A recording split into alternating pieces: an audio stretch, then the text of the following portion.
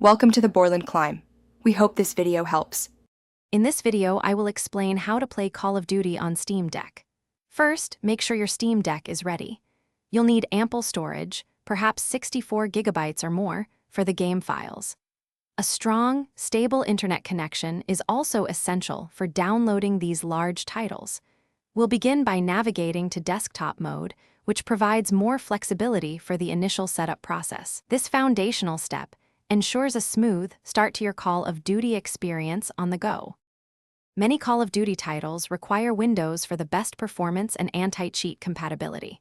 You can install Windows on a dedicated SD card or a separate partition on your internal drive. For some newer titles, or if you prefer Steam OS, experimenting with Proton GE can yield good results. Once your operating system is ready, proceed to download and install your chosen Call of Duty game. This step is crucial for getting the game to run effectively on your portable device. To achieve a smooth gameplay experience, optimizing your settings is key. Start by lowering in-game graphics to medium or even low.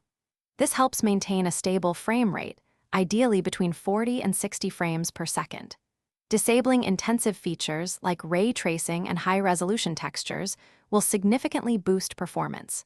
Remember to use the Steam Deck's built-in performance overlay to monitor your frame rates and fine-tune settings as you play, ensuring a balanced visual and performance experience. Finally, let's talk about controls and gameplay.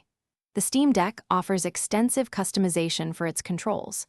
Map frequently used actions to the back paddles for quick access, giving you a competitive edge. Don't hesitate to experiment with various controller layouts and sensitivity settings until you find what feels most comfortable and effective for you.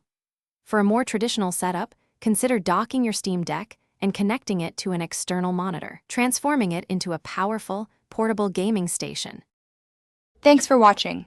Consider subscribing if we helped you.